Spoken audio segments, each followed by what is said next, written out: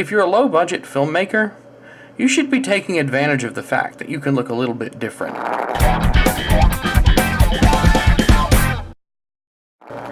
Let's talk about film look. Let's talk about what makes something look filmic. Ready? We're going to do a quick comparison. And you're going to tell me what looks filmic and what doesn't look filmic. Or, to put it a little bit better, what looks good and what doesn't look good.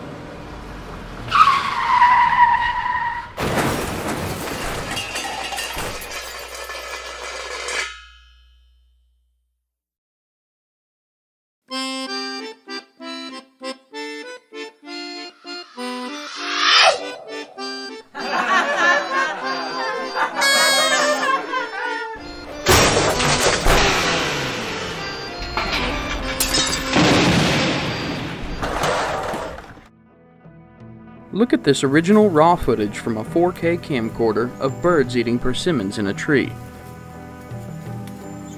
Notice that the color is good, the contrast is good. The image generally looks good.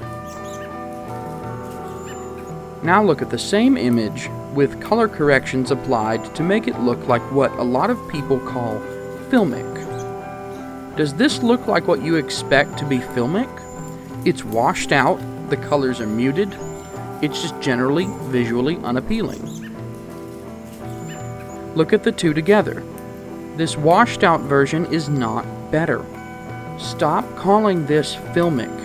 It's not filmic, it's washed out. You think that it looks filmic because on a projector screen you can't get good contrast anyway due to the way that projectors work.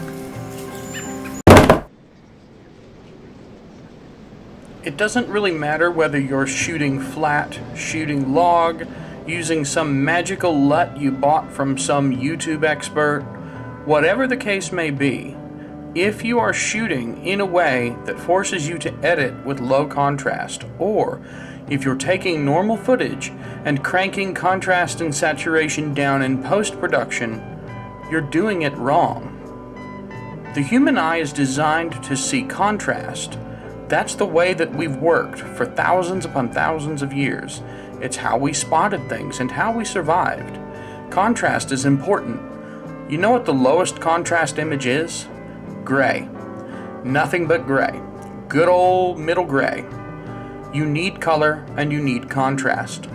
And I understand that sometimes there will be creative decisions that you'll make where you'll want the lower color, the lower contrast. Some of the best movies in existence don't have color at all.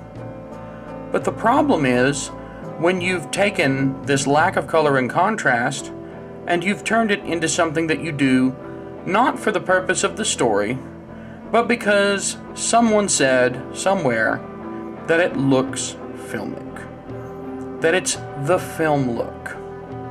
The problem is it doesn't look good to normal people. You need to do what's right, not what you think makes it look more like Hollywood.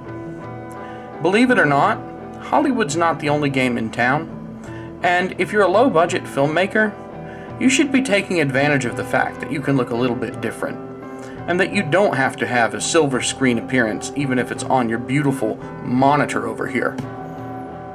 So why are you washing out your images? Why are you shooting flat and log? Why are you doing all this stuff that makes your things look desaturated and low contrast? Stop doing it. And while we're on the subject, for those of you who are shooting flat or log and then correcting so that the colors pop in post, they don't look good. We know that you're doing it to cover up mistakes because the colors don't look right in post and you have to do something to salvage the footage. It looks bad. Just stop shooting flat and log. If you are shooting flat and log, you probably shouldn't be. And the truth is, if you know how to shoot and edit flat and log, and you have the equipment to do so properly, you're not watching this video.